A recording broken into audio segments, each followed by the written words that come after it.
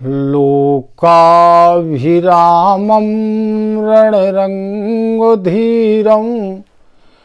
राजीवनेत्रं रघुवंशनाथं कारुण्यरूपं करुणाकरं तं श्रीरामचन्द्रं शरणं प्रपद्ये। श्रीरामचन्द्रं शरणं प्रपद्ये। ओम नमो भगवते वासुदेवाय नमः। प्रिय भगवत कथा रस के रसिक जन सभी को मेरा सादर प्रणाम। हम और आप आज एक कहानी सुनते हैं। एक व्यक्ति की कहानी। कहीं ऐसा तो नहीं कि हमारी आपकी भी कहानी उस व्यक्ति की कहानी से मिलती जुलती हो। एक व्यक्ति था, वह चारों ओर चक्कर काट रहा था। चक्कर काटते काटते दैव योग से कुएं में गिर गया। कुएं में जब वह गिरता है तो कुएं में आधे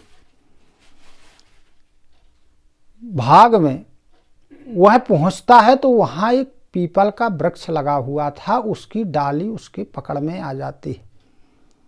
वह उस डाली को पकड़ करके लटक जाता है। जब वह लटक जाता है तो देखता है कि मैं आधी दूर हूं, इस डाली को पकड़े हुए हूं। यदि यह डाली मेरे हाथ से छूट जाएगी तो मुझे नीचे गिरना। तब वह नीचे की ओर देखता है तो देखता है कि कुएं में पानी नहीं है, कुआं खाली है। अब सोचता है, भयभीत हो जाता है कि यदि मैं नीचे गिरता हूं तो कुआं खाली है, गिरूंगा मर जाऊंगा, मरूंगा नहीं तो हाथ पैर अवश्य टूट जाएंगे। तब घबरा कर वह ऊपर की ओर देखता है। जब ऊपर देखता है तो जिस डाली को वह पकड़े हुए था उस डाली को एक चूहा कुतर रहा था। तो उसने सोचा कि कुछ समय बाद यह चूहा इस डाली को कुतर देगा, डाली टूट जाएगी, मैं इस डाली के साथ कुएं में गिर जाऊंगा।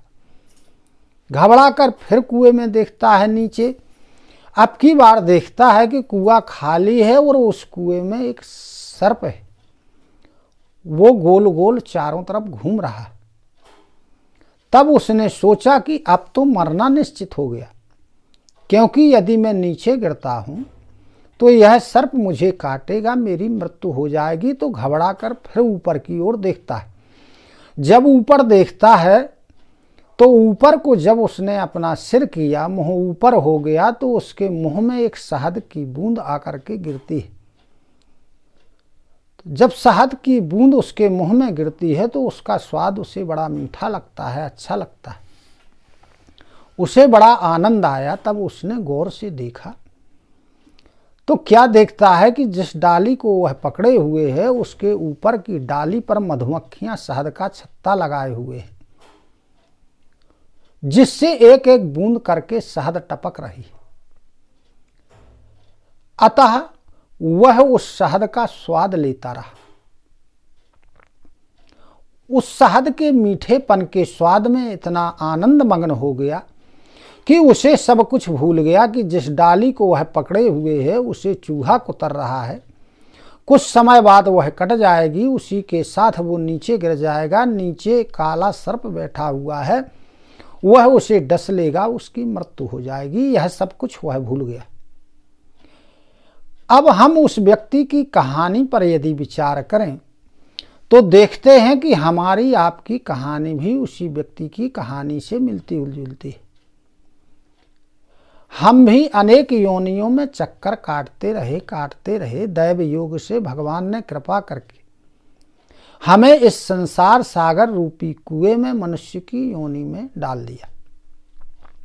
हम यहाँ आ गए तो घर परिवार संपत्ति रूपी डाली को पकड़ करके रह गए। हमने जब देखा तो समय रूपी चूहा हमारी उम्र रूपी डाली को काट रहा था। यानी निश्चित था कि कुछ समय बाद यह डाली कट जाएगी। वो कट जाने पर जब हमारी उम्र बीत जाएगी तो आगे सामने हमारे काल रूपी सर्प यानी मृत्यु बैठी हुई है, जिसका ग्रास होने से हमें कोई रोक नहीं सकता। लेकिन हम धन संपत्ति, घर परिवार रूपी शहद की बूंदों का स्वाद ले लेकर सब कुछ भूल जाते, जिस प्रकार की वह व्यक्ति भूल गया था। अतः अभी भी समय है कि हम आप सचेत हो जाएं। हमें जो भगवान ने कृपा करके मनुष्य का रूप दिया है, केवल यह शरीर ही ऐसा है जिसके द्वारा व्यक्ति अपना कल्याण कर सकता है। अतः हमें भी अपने गृहस्थ आश्रम में रहते हुए कर्तव्यों का पालन करते हुए कुछ अपने कल्याण के लिए कुछ उपाय करना चाहिए। यदि समय रहते हम सचेत नहीं हुए तो हमें काल का ग्रास तो बनना ही है और फिर आगे अनेक योनि में भटकना पड़ेगा, कष्ट उठाने पड़ेंगे। अतः समय रहते सचेत होकर कुछ हम वेद शास्त्रों द्वारा बताए हुए उपायों को करते रहें, ताकि हमारा कल्याण हो सके। यदि हम स्वयं अपना कल्याण नहीं कर पा रहे हैं, नहीं कर सकते, तो फिर हमें अपने पत्नी, पुत्र आदि संबंधियों पर भी विश्वास करना नहीं चाहिए कि हमारी मृत्यु के बाद ये हमारे कल्याण का उपाय करेंगे। क्योंकि जब हम आप स्वयं अपने लिए नहीं कर पा रहे हैं तो दूसरों का क्या भरोसा। अतः अभी समय है, हम आप उसका कुछ ना कुछ उपाय करते रहें। इसी के साथ सभी को सादर नमन, सादर प्रणाम। जय सिया राम, जय श्री कृष्ण।